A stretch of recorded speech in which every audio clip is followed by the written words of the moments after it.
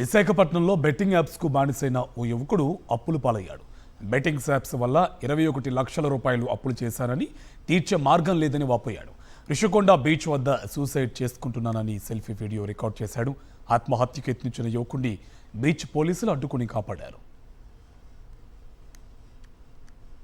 నన్ను క్షమించు, ఇంక నా వల్ల అవ్వట్లేదు, నేను బతకాలని లేదు, నాకు ఎంతో క్లియర్ చేసావు కానీ నేను మారట్లేదు, నా వల్ల కాదు, నీ ముఖం చూపించలేకపోతున్నాను, నా వల్ల అవ్వట్లేదు, ఎంతో కష్టపడుతున్నాను అప్పులు క్లియర్ చేయడానికి కానీ అవ్వట్లేదు, పెరిగిపోతుంది రోజు రోజుకి, 21 లక్షలు అప్పు అయిపోయింది, నా వల్ల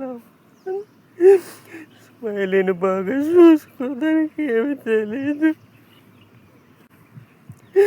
చచ్చిపోతున్నా వల్ల అవ్వట్లేదు, నా ఫోన్ అవ్వకపోతే ఇక్కడ బీచ్ రోడ్లో ఎత్తుక్కోని నా వల్ల అవ్వట్లేదు, ప్లీజ్ నేనంతా ట్రై చేశాను కానీ నా వల్ల అవ్వట్లేదు, నేను ఏం చేయలేను అమ్మా, అసలు నాకు చచ్చిపోవాలన్నది, నా వల్ల అందరూ ఇబ్బంది పడిపోతున్నారు, నా వల్ల నేనే ఎంత తప్పు చేశాను, అసలు ఎంత క్లియర్ చేసినా సరే నేను అసలు మారట్లేదు, నేను ఏం చేస్తున్నానో కూడా తెలియట్లేదు నాకు, నా వల్ల మీరందరూ ఇబ్బంది పడిపోతున్నారు, అసలు పాపం దానికి ఏమి తెలియదు, బాగా పెంచండి.